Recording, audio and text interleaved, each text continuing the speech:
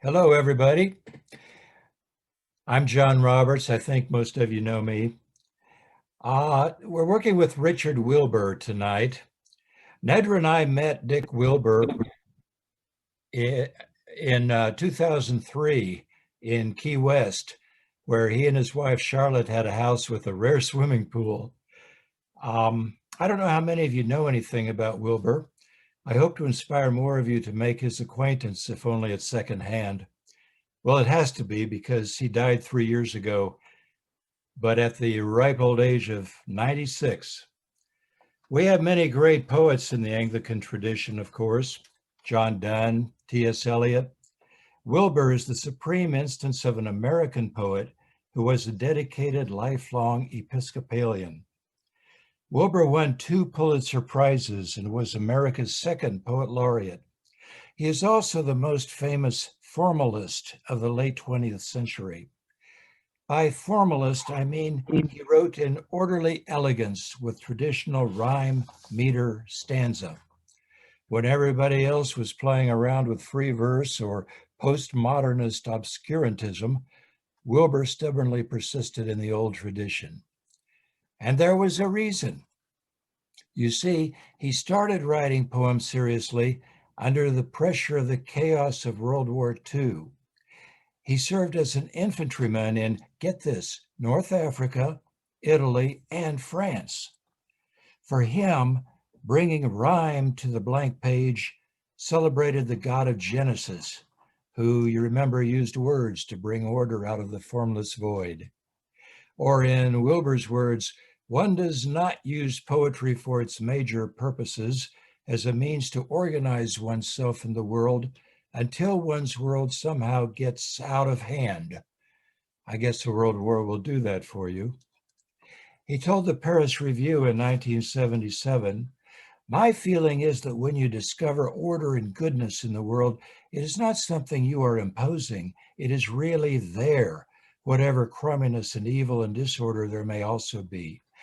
I do not take disorder or meaninglessness to be the basic character of things." So poetry was always theological for Wilbur, even when, as usually, the poem included nothing overtly religious. Turning the void into order did not come easily for Wilbur. His word was arduous. The work was arduous, sometimes taking years. That's why his collected poems that you saw on screen earlier is one rather thin book. But after all, poetry is our most compressed type of literature. It is like a diamond that way. And Wilbur is one of our diamonds. Tonight we're going to glance at only 2 poems, which seems a shame. Since this is Advent, we will start with what he calls Christmas hymn. It is a hymn, and it's in our hymnal, number 104, under a different name. And let's see, I think Virginia's going to be able to put that text on the screen for us all. It begins with a head note, a quote from Luke 19 from the triumphal entry. I'll just read that for you. You have it memorized, of course. "And some of the Pharisees from among the multitude said unto him, Master, rebuke your disciples. And he answered and said unto them, I tell you that if these should hold their peace, the stones would immediately cry out." Now we've got a real treat. Thanks to the magic of Virginia and YouTube, Dick Wilbur reading his own Christmas hymn for us.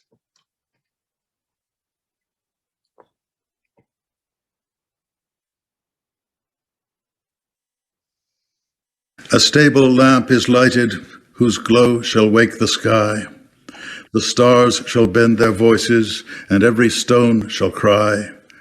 And every stone shall cry, and straw like gold shall shine. A barn shall harbor heaven, a stall become a shrine. This child through David's city shall ride in triumph by.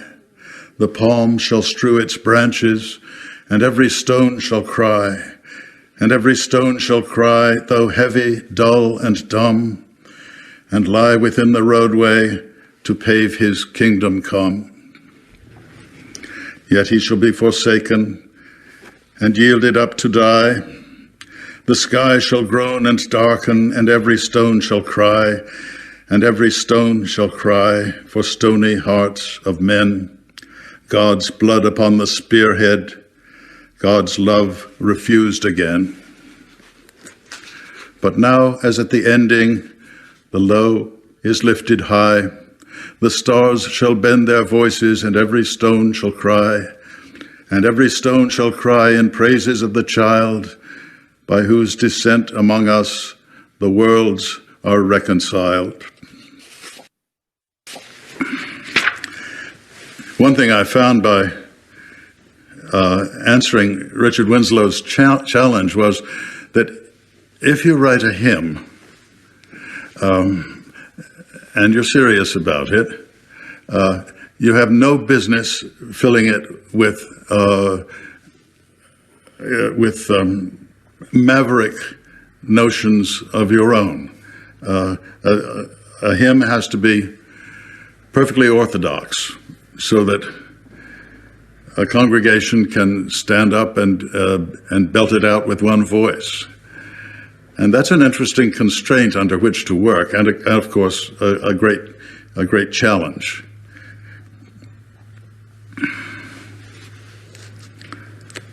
I'm glad to have met the challenge once. There are some people who, like Charles Wesley, who met it many times, and they have my admiration. Isaac Watts as well. A stable lamp is lighted, whose glow... Okay. Most poets are lousy at reading their own work, but even then, it's a treat, in this case, because Wilbur can't be with us himself today. Let's turn it over to you guys. What insights or questions occur to you? Virginia has put all 4 stanzas of the poem up there on screen for you. I'll shut up and let you talk for a few minutes, okay? And then I'll butt back in. That hymn is absolutely wonderful. And every time I sing it, I get tearful. It's just delightful.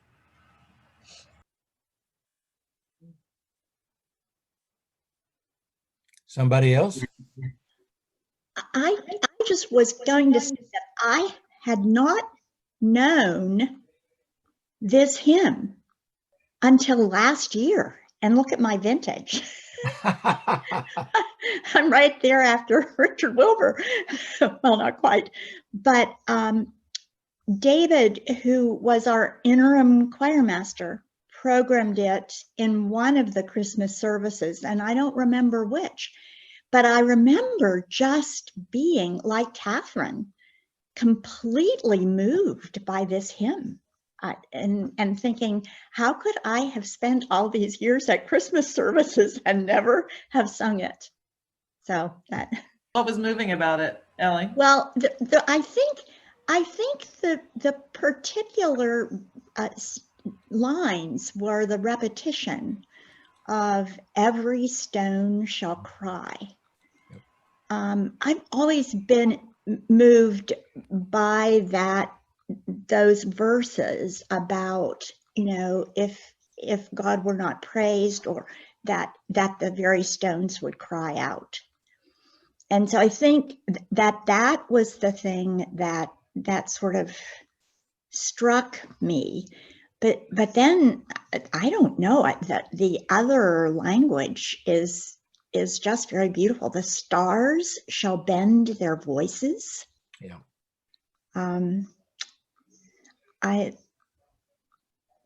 I've said enough. I like all the images that he created with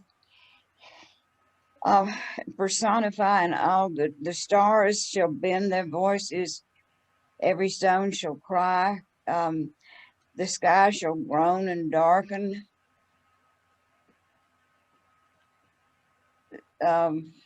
straw like gold shall shine, a barn shall harbor heaven.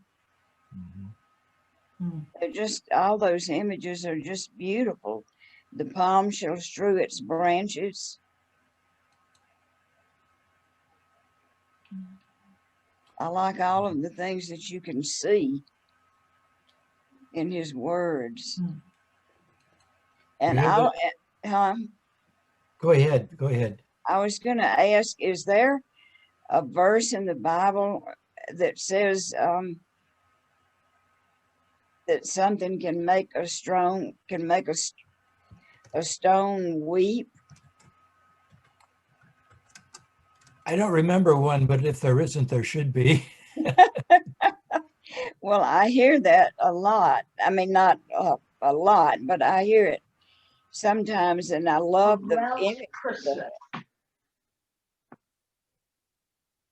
Every stone. Huh?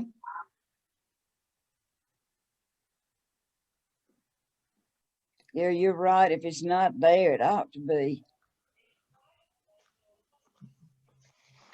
We have an interloper here. I just wanted to sneak in and say, I'm struck by the stars shall lend their voices. There is music in the spheres, always, nonstop. And it occurs to me the praise, we might say, of that music as voices from the stars praising their existence because of God's hand. That's my point. Thank you, Nedra. Anyone else? That's it. This one of my favorite chapters in the Bible is I don't remember the number of it, but it's the last chapters from Job when he said the morning stars all sang together, and that this reminds me of that. Yeah. That how all of nature is acknowledging God's presence. Yeah. Sarah has her hand up. I was just noticing the contrast, like the barn that has heaven and the stall that's a shrine. Let's see what else. Straw will shine.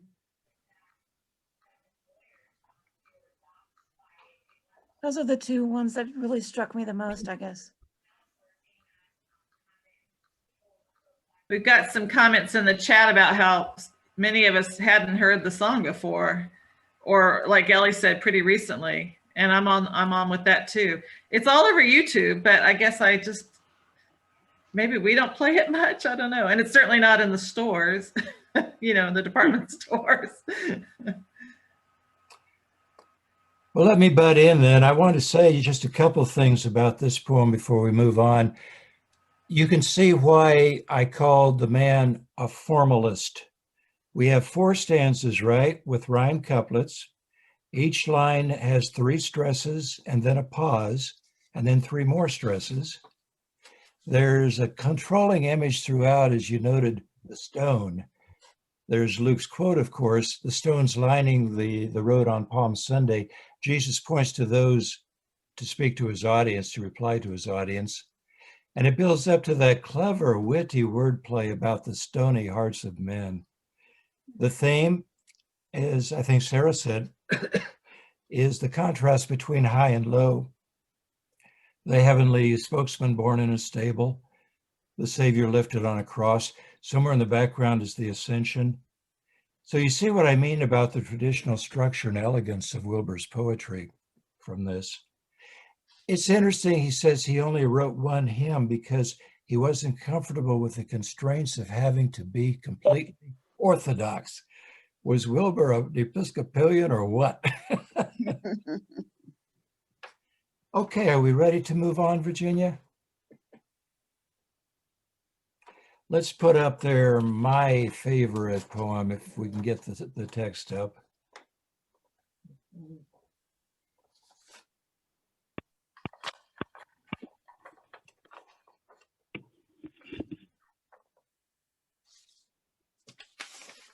We'll do it stanza by stanza. Rabbi, we Gadarenes are not ascetics. We are fond of wealth and possessions. Love, as you call it, we obviate by means of the planned release of aggressions. We have deep faith in prosperity. Soon, it is hoped, we will reach our full potential.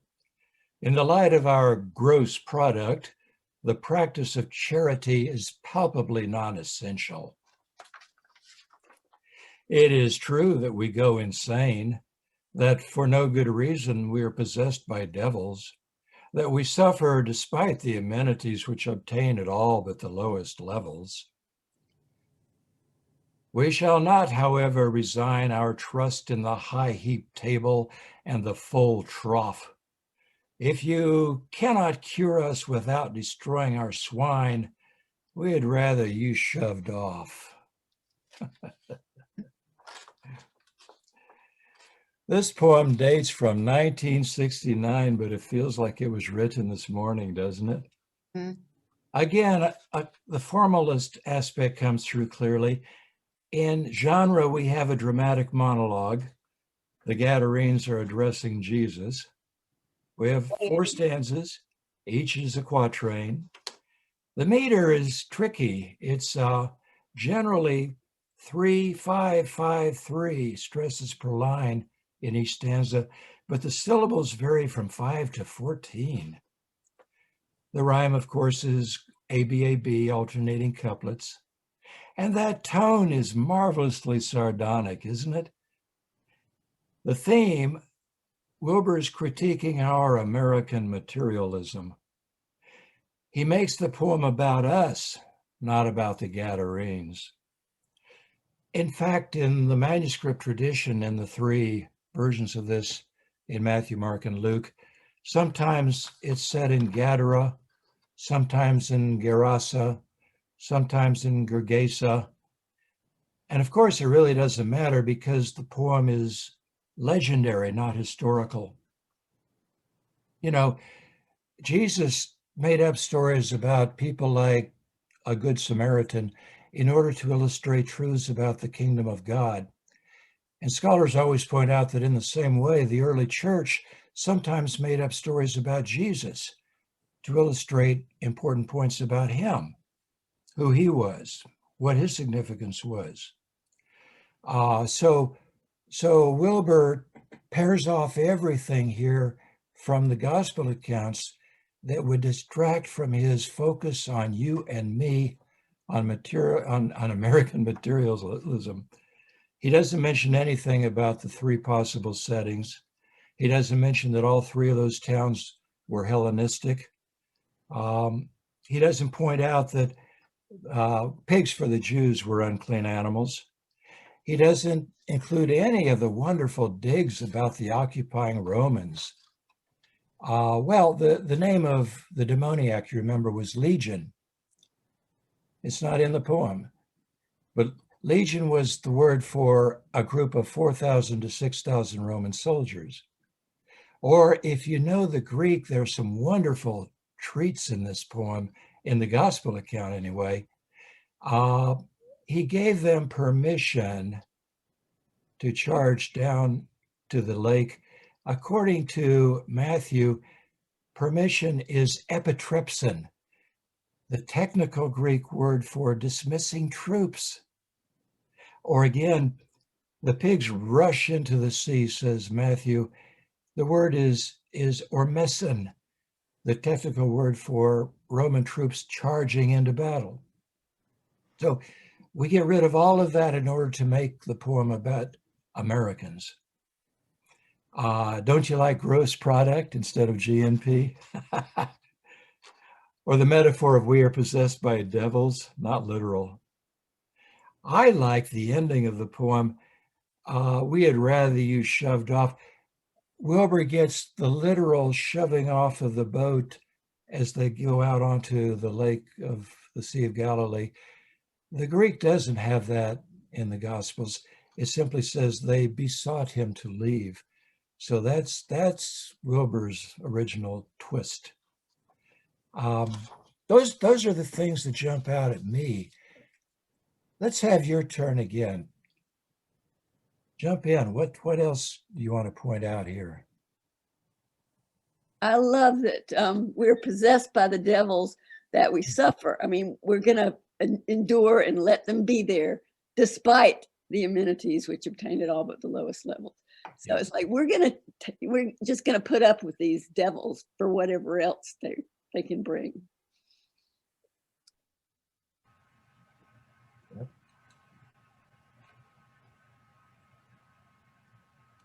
I like that he doesn't make this easy. You know, he doesn't make it flowery and soft and clouds and roses and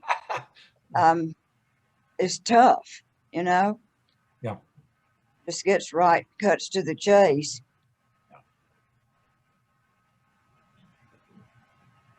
Yeah, I want to agree with Mary. Yeah, there's a lot of hard words in here. Obviate by means, least of aggressions, the gross product, and the devils. And if you cannot cure us without destroying our swine, we'd rather you shoved off. Yeah, there's nothing embracing about this. Really pushing away. Ellie? The stanza that really sticks out to me is the second one, because it does feel so of the moment. We have deep faith in prosperity. Soon it is hoped we will reach our full potential. In the light of our gross product, the practice of charity is palpably non-essential. That's very apt for right now. It's very unfortunate, but it's true. Yeah. I will say that one of the major differences between the poem and reality is that at least the poem is willing to admit that it trusts in treasures and that its trust is in prosperity and that its trust is in gross product, and that it doesn't want charity. I think one of the challenges of our day is that we are unwilling to admit how much we are trusting in our prosperity. We like to have the illusion of charity. We like to have the illusion of this altruism, when in reality it's not true. But I like how the poem is just, being like, this is actually the way it is, which I wish that's how our country would be sometimes. Just like, let us know that you just hate poor people. It's okay. It's not okay, but I'd rather you just say that than to pretend like it's anything other than that. Yeah, it's like we either don't see the people who don't fit that image, or we blame them for their situation. Yeah. We have deep faith in prosperity, not in God, in prosperity. Don't you love it? Yeah. Yeah. It's So so American. The contrasts, faith and prosperity. Yes. Light and gross. Palpably non-essential. He's really a master. We go insane for no good reason. Yep.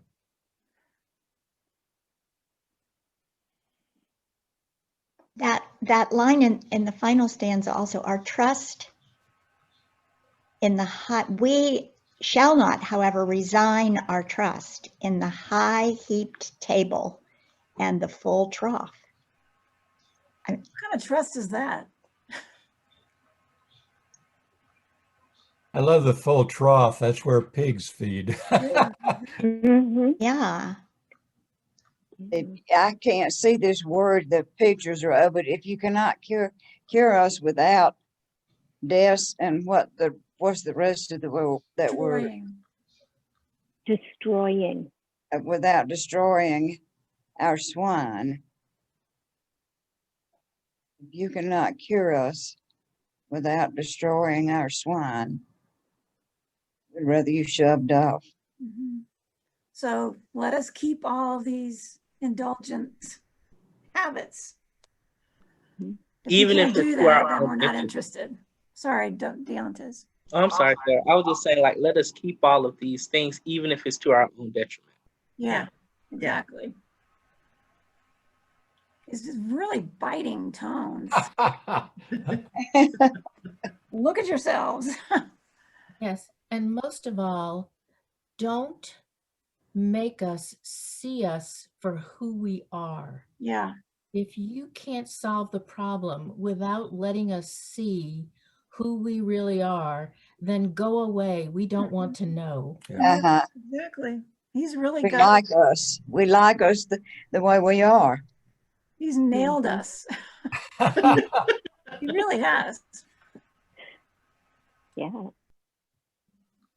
What is the town, John, where it says Rabbi, we Gadarenes.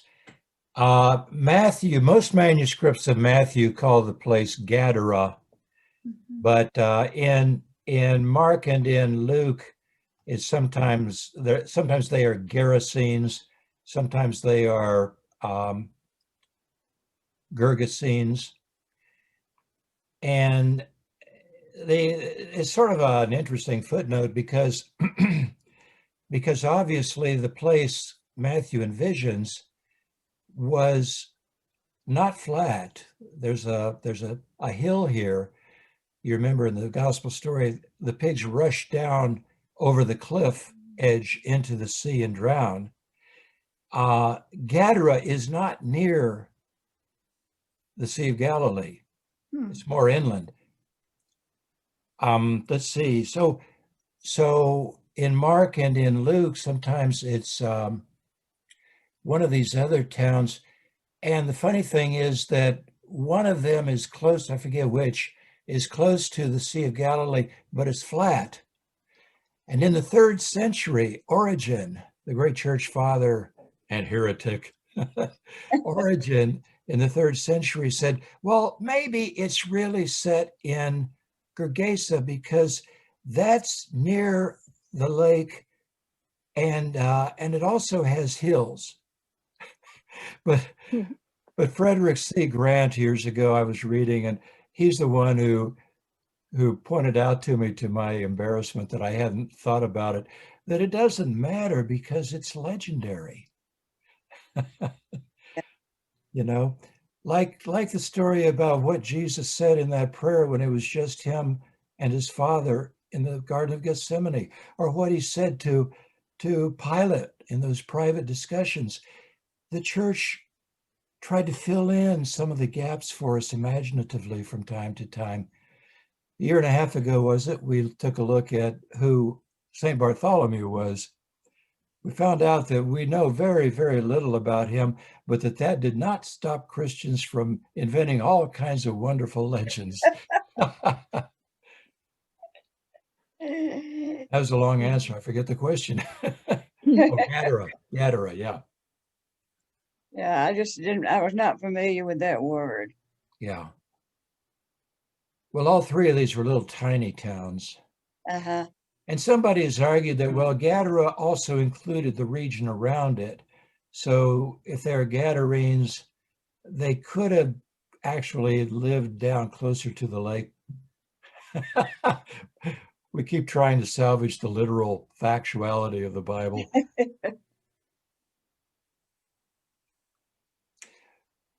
Well, have we exhausted this poem for now? I'm sorry, I only have 2 of them tonight. It's only 7:35, but would you be offended if we turned you loose a little bit early? Let us I have a question about Wilbur. Did he write a lot about religious themes, or was these were the 2? Oh yeah, he has quite a few that come out of his dedicated Episcopalian orientation, but most of his poems are not. In fact, one of my other favorites is something called A Late Aubade, Aubade, a love poem in the morning. A Late Aubade, and it's a celebration of sexual love. So he was eclectic. No, if you don't know Wilbur, you have a treat coming. That's good. You don't have another one you can read us? What about a late Obad? Yeah. Yeah, we're all grown-ups. I don't have, if you are looking for poems by him, would you go to an anthology of American literature or English literature? American literature. He was Episcopalian, not Anglican. Oh, that's right. And you can probably find a lot of YouTube poems of him reading his materials. In fact, if I was any good at the computer, I could probably find a late Aubade for you right now. Well, we can probably find it if I was just. Oh yeah, check it out. You'll like I it. can try. You want to real fast? Chris, Wilbur, a you late should do anything. Aubade. I love a challenge. Oh boy. And then I'll send us to bed early. This poem, A Late Aubade, derives from Oh, he's reading it. marriage. Good. Oh dear, sorry. An aubade, as we know, is an early morning amorous poem or song. This is a late aubade because a man is speaking to his wife in bed at about 11:45 in the morning. A late aubade. You could be sitting now in a carrel, turning some liver-spotted page, or rising in an elevator cage toward ladies' apparel.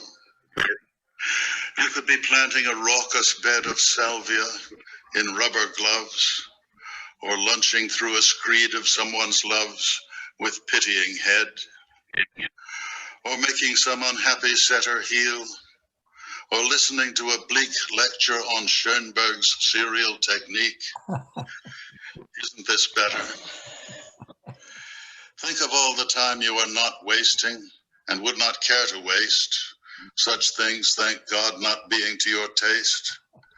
Think what a lot of time by woman's reckoning you've saved, and so may spend on this. You who would rather lie in bed and kiss than anything. It's almost noon, you say? If so, time flies, and I need not rehearse the rosebud's theme of centuries of verse. If you must go, wait for a while, then slip downstairs and bring us up some chilled white wine and some blue cheese and crackers and some fine ruddy-skinned pears. Oh, wonderful. Funny. I didn't realize he would read it. That was really good. Thank you, Virginia. Very talented. Oh, That yeah. was lovely. Yeah.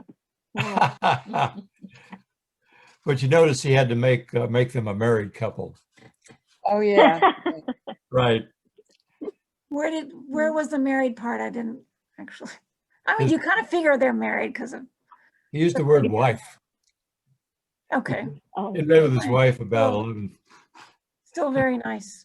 Yeah, yeah. that was. Really well right. written. How many years did he write? Do you know? Well, he died at 96 and started when he was in an infantryman in World War II. So that's about, what, 60 years? Yeah, no wonder he was so good. He had Yeah. plenty of practice. Yeah. He spent a lot of time in England or out of the United States. He doesn't have a really American accent. You know, I don't know how long he was based in Key West. I really don't. The first house in Key West that had a swimming pool was supposed to be Ernest Hemingway's. His wife, Mary Welch, insisted on one. And if you go to the Hemingway house, the guides will show you a rotten old penny embedded in the concrete next to the pool. Hemingway said it cost him so much to put a swimming pool into that key, that shallow dirt, that it took my last penny. But I don't know about Wilbur. The night we met him, that was a wonderful conference. Other speakers included the U.S. Poet Laureate, Billy Collins, the Nobel Prize winning poet, Derek Walcott. Ferlinghetti. Ferlinghetti. It was wonderful. And Sharon Olds. Before he started his keynote address, Wilbur mentioned his swimming pool. And he said, last night, somebody who was renting a house behind me started setting off fireworks, and some of them came over and landed in our pool. And I had to fish out the garbage this morning. So if that was one of you, don't tell me.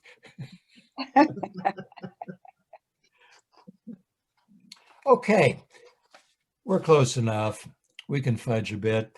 I have a very short, sweet prayer I wanted to share with you because it's a nice reminder that although Thanksgiving is over, every day should be Thanksgiving. Right, Catherine? And this is a blessing given by a character in the movie 7 Days in Utopia, the 2011 Robert Duvall film. For food in a world where many walk in hunger, for faith in a world where many walk in fear, for friends in a world where many walk alone, we give you thanks, O Lord. Amen. Perfect. Yeah.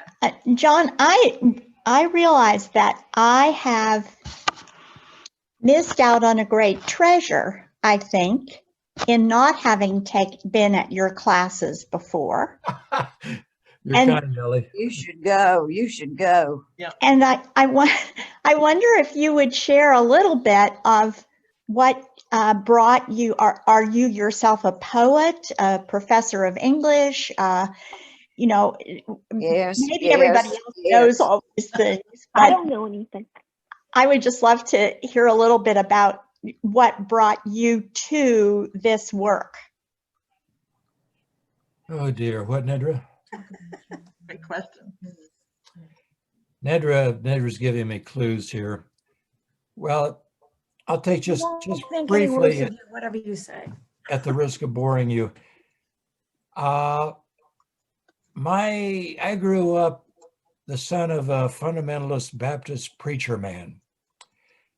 My parents they had a series of miscarriages and were told they would not have a child. And then I came along, so I was the miracle baby. So I was brought up knowing that I was going to be the next Billy Graham. God obviously gave them to me to give like Samuel back to the temple. And I did some pulpit supply work in my teens, early 20s. You know, in the Baptist church, you don't need to have training or credentials. You just need the call. Well, I'd had the call from before birth. So, and then, oh, this is kind of a fun story. I was the guest preacher at a little Baptist church in Lebo, Kansas. You've never heard of Lebo, probably not of Kansas. And I remember the burden of my brilliant sermon was something like, if God was a fish and wanted to communicate with a fish, what better way than to become a fish? Well, you see where this was going. And when I got done, the head deacon told me you need to talk to me for a minute. I was ready to leave. I rode a motorcycle and I always provided my own special music. So I would ride my motorcycle with my guitar on my back. And that was my shtick. And he explained to me that I better be careful about getting into metaphors. Well, that gave me a lot to think about. And I decided I was going to major, instead of in religion, I was going to major in English because they didn't get in trouble for liking poetry. So Nedra and I taught in universities for a while, and then we both went to Westminster in Atlanta. and spent 4 decades teaching in that prep school setting. I was teaching English and also Bible classes. So I had a split load for all that time. New Testament classes especially. And we were going to Holy Trinity in Decatur. We were there for 3 decades. Then we joined you guys at retirement 10 years ago. And the rest is history.